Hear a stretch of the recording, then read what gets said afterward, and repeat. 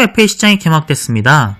FA 시장에 정점을 찍었던 2017 시즌 스토브리그 이후 매년 FA 시장이 차가워지고 있다고 하지만 그럼에도 초대형 계약들이 매년 나와주고 있었거든요. 이를테면 2018 시즌 스토브리그에서는 공식 금액 기준으로 손아섭 선수가 98억, 민병헌 선수와 강민호 선수가 모두 80억이라는 초대형 계약서에 사인을 했고요.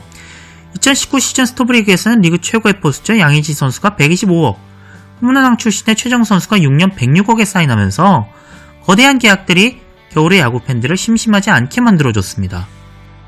그렇습니다.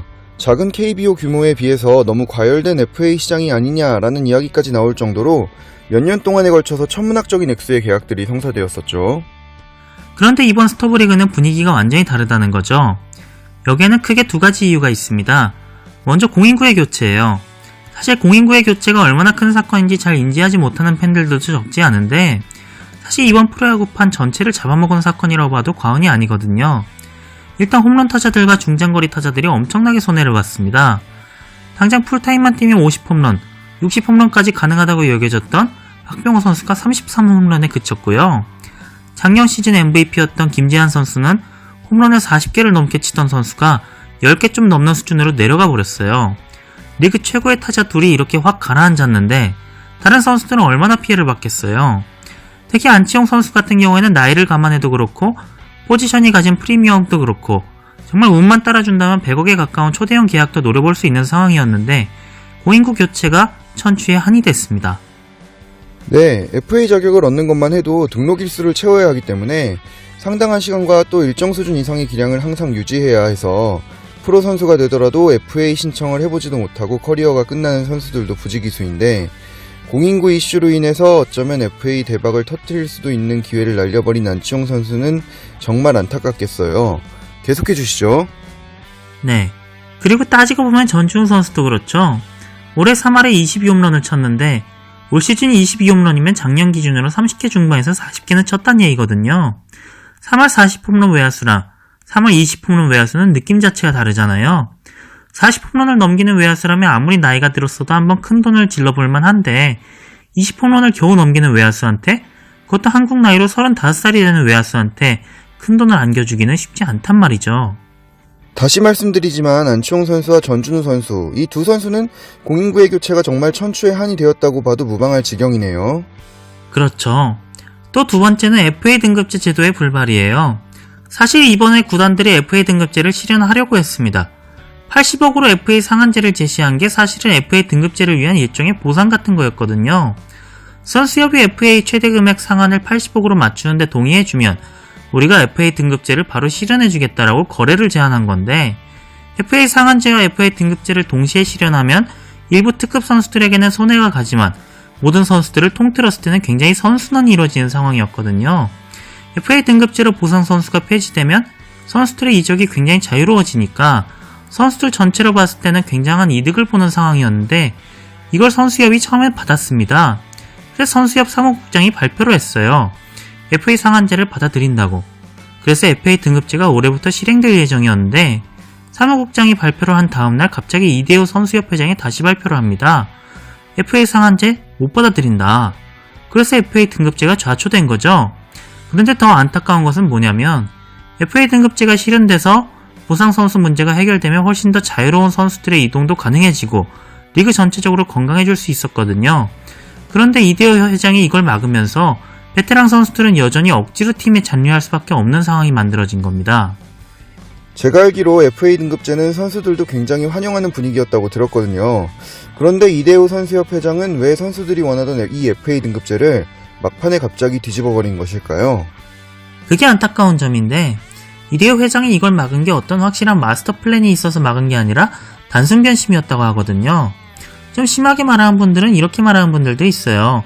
이대호 회장이 FA 상한제 승인을 취소한 이유가 선수협 사무총장의 허락 없이 선수협 회장보다 먼저 기자회견한 게 기분 나빠서 그랬다. 이렇게 설명하는 분들도 있거든요. 되게 안타까운 상황인 거죠. 이 결정 하나가 굉장히 많은 선수들의 미래를 바꿔버린 게 된 겁니다. 이렇다 보니 공인구 교체로 초대어도 없어지고 FA 등급제의 불발로 선수들의 이적도 요원해지다 보니까 굉장히 박진감이 떨어지는 스토브리그가 되어버린 거죠.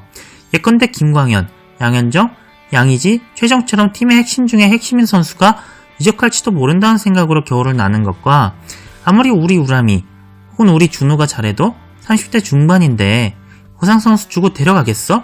이런 마인드로 겨울을 나는 것은 엄연히 다르거든요. 그렇습니다. 참 생각해보니 선수들 입장에서도 득이 되는 부분이 분명했고 팬들 입장에서도 야구는 없지만 구단들의 치열한 눈치 싸움을 볼 수 있는 좋은 기회였는데 그것을 허망하게 날려버렸다는 생각이 듭니다. 네, 어찌되었든 간에 매물이 예년 같지는 않다 하더라도 내가 애정을 가졌던 선수가 팀을 떠날지도 모른다는 건 언제나 긴장되고 관심이 모이는 일입니다. 그런 맥락에서 이번 FA 시장에 나온 선수들에 대해 한번 알아볼 필요가 있을 것 같아요. 네, 그럼 한 명씩 차례대로 살펴볼까요? 먼저 두산 베어스의 오재원 선수부터 알아보시죠.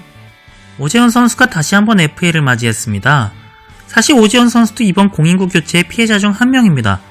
가장 극단적인 피해자 중 한 명이라고 봐도 과언이 아니죠. 작년 시즌에 정말 잘했거든요. 타율 3할 1푼 3리에 홈런 15개, 81타점, OPS 8할 3푼 2리로 타격 부문에서는 단연 커리어 하이를 기록했습니다. 그런데 올 시즌은 완전히 망했어요. 다른 지표를 말할 것도 없이 타율이 1할 6푼입니다. 개인적으로 굉장히 의문스러운 부분인데요. 장타력과 탄탄한 수비, 뛰어난 컨택 능력, 거기에 투지, 또 하나 덧붙이자면 완벽한 팬서비스까지 프로 선수라면 뭐 하나 빠지는 구석이 없는 국가대표 이루수의 타격 지표가 이번 시즌 극단적으로 바닥을 쳤죠. 무슨 특별한 이유가 있었을까요? 사실 오재원 선수는 2016 시즌 스토브리그에서 총액 38억에 계약한 이후부터 계속 타격 부진에 시달렸습니다. 그러다가 2018 시즌에 확 살아난 건데 그 바탕에는 발사각도 이론이 있었어요. 오재원 선수가 워낙 야구를 대하는 태도가 진지하다 보니까 메이저리그에서 발사각도 이론이 유행하는 것을 캐치하고 발사각도 이론의 원제로 꼽히는 덕네타 코치를 직접 찾아간 겁니다. 그리고 스프링 캠프에서 덕네타 코치와 함께 공을 띄우는 법만 계속 연습한 거죠. 그게 통하면서 2018 시즌에 3할을 넘기고 홈런 15개를 넘긴 거거든요. 잠시를 홈구장으로 쓰면서 말이죠. 그런데 공인구가 바뀌면서 이게 독이 됩니다. 발사각도 이론은 공의 반발 개수에 따라 최고의 이론이 될 수도 있고 아무짝에도 쓸모없는 가설이 될 수도 있어요. 이게 무슨 얘기냐면 메이저리그에서 발사각도 이론이 유행하기 시작한 것도 결국 공이 이상할 정도로 잘 뻗어나가기 시작하니까 일단 공을 띄우고 말아라는 트렌드가 생긴 거란 말이죠. 일단 띄우기만 하면 외야를 가르든 홈런이 되든 하니까요. 그렇죠. 저희가 첫 녹화 때도 언급한 부분인데 2018 시즌까지 공인구가 반발력이 너무 좋았어요. 극단적인 타구 투저를 만들어낸 범인이고 동시에 국내 프로야구 질적 저하의 큰 원인 중에 하나로 저희가 분석을 했었죠. 그러다가 2019 시즌이 들어서면서 갑작스럽게 반발 개수를 줄여버렸고요. 맞습니다. 그렇게 반발 개수를 줄여버리니 공을 띄워도 공이 뻗지를 않아요. 그냥 쓸데없이 내야 플라이와 외야 플라이만 엄청 생산하게 됩니다. 실제로 올 시즌에 발사각도에 공을 들였던 선수들이 다 망했습니다. 오재원 선수도 마찬가지인 거고요. 그래서 일할 때 타율에 그치고 말았습니다. 사실 이쯤 되면 FA를 신청하는 것 자체가 팬들에게 문제가 될 상황인데 그럼에도 FA를 신청할 수 있었던 건 한국 시리즈에서 활약이 결정적이었다고 봐야겠죠. 한국 시리즈에서 5할의 타율과 3타점으로 맹타로 휘두르면서 두산 팬들에게 바뀌었던 미운 털을 씻어내는 데 성공했어요. 그래서 FA 신청에도 별다른 말이 나오지 않았습니다. 한국 시리즈에서의 활약이 대단했죠. 시즌 내내 부진해서 허우적대다가 정말 극적인 순간에 한 번씩 터뜨리는 모습을 보면서 베테랑 스타 플레이어의 교과서적인 모습을 보여줬어요. 그런 오재원 선수의 FA 신청에 대한 총평을 해주신다면요? 일단 FA 신청 자체는 나쁘지 않은 선택입니다. 오재원 선수보다 3살 어린 최주환 선수가 호시탄탄 주전 이루수를 넘보고 있고 타격 쪽에서는 확실하게 밀리고 있거든요. 아무리 김태형 감독이 기존 주전을 교체하지 않는 성향이라고 해도 이렇게 일방적으로 밀리는 모습이 계속되면 오재원 선수를 기용하지 않게 될 가능성이 크죠. 오재원 선수 입장에서는 혹시라도 다른 팀에서 입질이 오면 대박이고 입질이 오지 않더라도 한국 시리즈 활약과 작년의 활약을 담보로 좀 더 많은 연봉을 요구할 수 있는 최고의 기회인 거예요. 선수 입장에서는 최고의 선택이었다고 보여집니다. 다만 85년 2월생이라는 나이, 타격 지표의 지속적인 저하 등으로 미뤄봤을 때는 타팀 이적 가능성은 거의 없다고 봐도 무방할 것 같고요. 결국 두산에 얼마나 좋은 조건으로 잔류하는가가 관건이 될 텐데 첫 번째 FA에서 받았던 총액 38억이라는 금액을 넘기에는 무리가 아닌가 하는 생각이 듭니다. 네, 그럼 계속해서 두 번째 선수로 키움 히어로즈의 오주원 선수로 들어가 보도록 하겠습니다. 오재원 선수가 공인구 교체의 피해자라면 오주원 선수는 공인구 교체의 대표적인 수혜자입니다. 오주원 선수는 뜬공 투수예요. 뜬공 투수임에도 홈런을 많이 맞으면서 장타를 엄청 허용하는 그런 스타일은 아니었어요. 맞으면 공이 뻗으면서 외야로 나가고 그게 안타가 되면서 평균 자책점이 폭등하는 스타일이었는데 공인구의 반발 개수가 줄어드니까 완전히 오주원 선수의 전성시대가 열린 겁니다. 예전에는 외야까지 날아가던 타구가 내야 플라이로 잡히고 외야를 가르던 타구가 외야수들한테 잡혀버리니까 완성형 투수로 거듭난 거예요. 원래부터 제구는 리그 톱 수준으로 좋았고 구위도 나쁘진 않았거든요.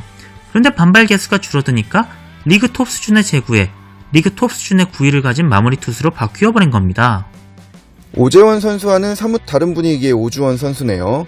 공인구의 변경으로 타자들이 전체적으로 피해를 봤는데 뜬공 투수들은 반대로 전체적으로 좀 이득을 많이 봤어요. 말씀대로 오재원 선수의 이번 시즌은 뭐 하나 빠지는 구석 없는 말씀대로 완성형 투수의 교본과도 같은 모습을 보여줬습니다. 거기에 가을 야구에서도 좋은 모습을 보여줬어요. 플레이오프까지 5경기에 나와서 미스터 제로였고 한국 시리즈에서 부진했지만 김하성 선수와 김혜성 선수의 결정적인 시책이 나오지 않았다면 모르는 일이었거든요. 베테랑답게 가을 야구에서도 강하다는 모습을 보여줬고 의외로 괜찮은 매물입니다. 다만 아쉬운 것은 앞서 말했던 FA 등급제의 불발로 인해서 타팀 이적은 상당히 요원해 보인다는 거죠. 일단 두 가지가 걸립니다. 먼저 나이가 85년생입니다. 내년이면 36살이 되는 거예요.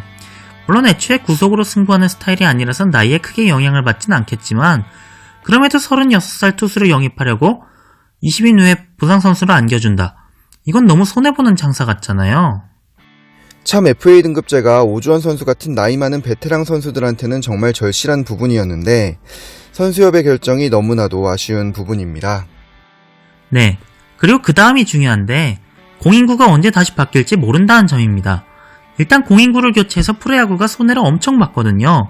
몇 년 동안 한국 프로야구의 셀링 포인트였던 장타가 안 나오니까 경기의 다이내믹함이 떨어져서 관중이 100만 명 가까이 빠졌어요. 정운찬 총재 입장에서는 자기 대에서 프로야구가 망했다는 말을 듣기는 싫을 테고 프로야구의 흥행 정상화라는 명분 하에 언제든지 공인구의 반발 개수를 다시 올릴 수 있거든요. 그런데 오주원 선수는 공인구의 반발 개수가 올라가는 순간 다시 추격조로 격화될 가능성이 너무나 크단 말이죠. 그런 상황에서 오주원 선수를 보상 선수까지 줘가면서 영입하다는 것은 너무나 리스크가 큰 일이죠. 그래서 타팀 이적은 어렵고 결국 얼마를 받고 잔류하느냐 싸움이 될 텐데 지금까지는 히어로즈가 이태근 선수를 제외하고는 내부 FA에 상당히 야박한 모습을 보여왔었거든요.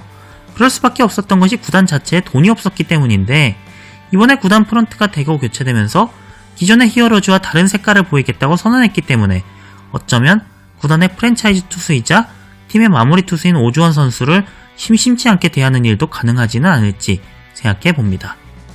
FA 특집에 저희가 정말 할 말이 많죠?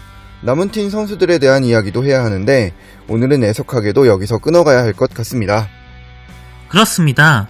뭐 이렇게 할 말이 많은지 남은 8개 팀 선수들에 대해서는 다음 에피소드에서 다루도록 하겠습니다. 감사합니다.